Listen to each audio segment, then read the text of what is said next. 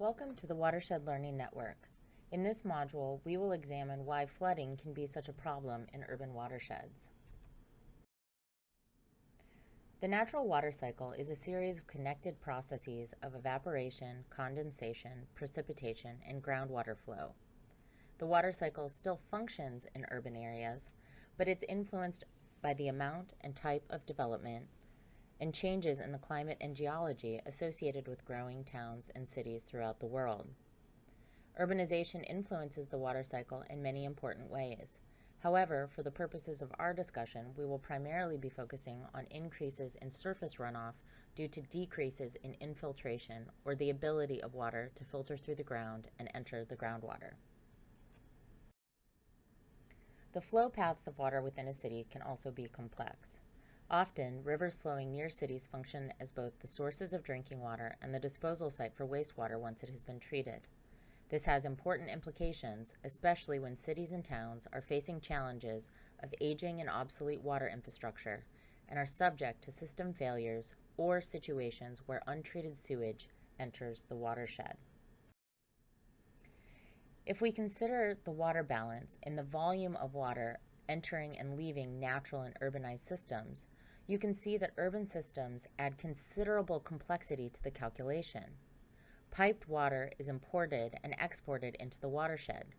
Water volume can be very difficult to estimate in urban systems with aging and/or obsolete infrastructure, as water can be gained and lost from the cracks in the system.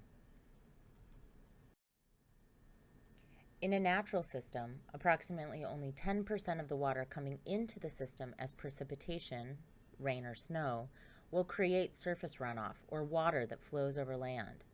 The remaining water will either filter into the ground through soil or go back into the atmosphere through evapotranspiration, the process of water evaporating from land and water and/or being transpired or released by plants. However, increasing impervious cover, or surfaces that do not permit water filtration through the soil, can result in increased surface runoff. Impervious surfaces include roads, parking lots, and roofs. As we can see from this figure, as little as 10% impervious cover in a watershed can result in increases in the amount of water running over land during a precipitation event. In addition to creating problems with flooding, increases in surface runoff can lead to stream degradation and can carry large amount of pollutants into urban watersheds. The large amount of water flowing across impermeable surfaces, such as pavement, can reach high speeds in short periods of time, causing a high peak in the total amount of water running through a watershed. In this figure, the relationship is highlighted with the blue arrow. You can see that a rain event pushes large volumes of water through the system over a relatively short period of time. This can lead to channel erosion and flash flooding. The velocity of the water combined with the speed at which it accumulates accounts for these big spikes in the runoff compared to more natural systems.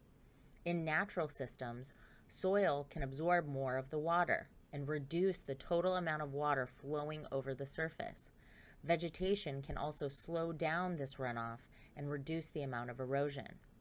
In urban areas with combined sewers, peak runoff volumes often exceed the combined sewer overflow volume and can result in raw sewage entering streams and rivers. Often, cities and towns were developed near rivers to provide access to drinking water and as a source of transportation. Increasing human populations have prompted cities to develop in the floodplain. The floodplain is the flat area along rivers that floods during periods of high flow, and this is a place where sediments are deposited.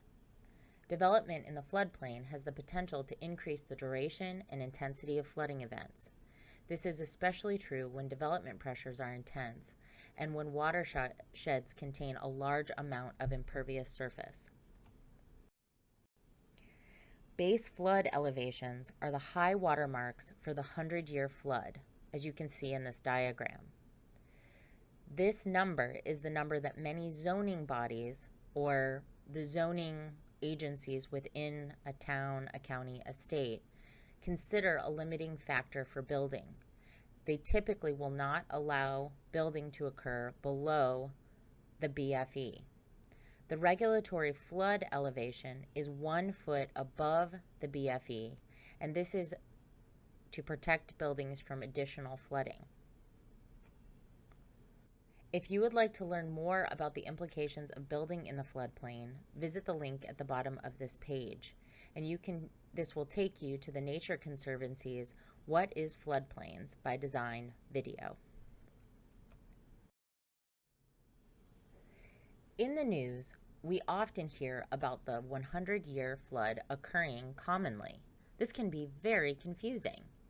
A better way to describe a flood's magnitude is with its likelihood of happening within any single year.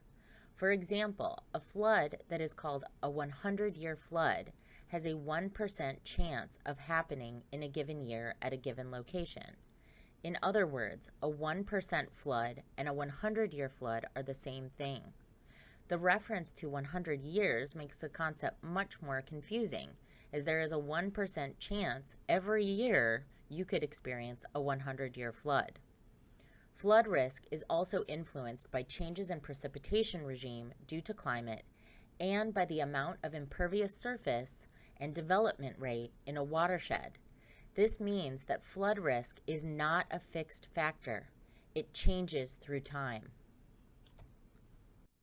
If you would like to learn more about the 100-year flood, including some of the calculations engineers use to calculate flood risk, consider visiting the 100-Year Flood is Not What You Think It Is video, and the link can be found at the bottom of this slide. Cities found under certain geographic and climatic regions are susceptible to subsidence. Subsidence is the gradual sinking of a landmass. Coastal cities and cities built on top of large groundwater reserves are the most affected by subsidence. Drawing too much water out of groundwater can cause sinkage if the water is being taken faster than it is being replaced. Impermeable surfaces in the city contribute to the lowering and replacement of groundwater, which raises the risk of subsidence. The removal of groundwater for purposes other than public use is a major contributing factor in many cases.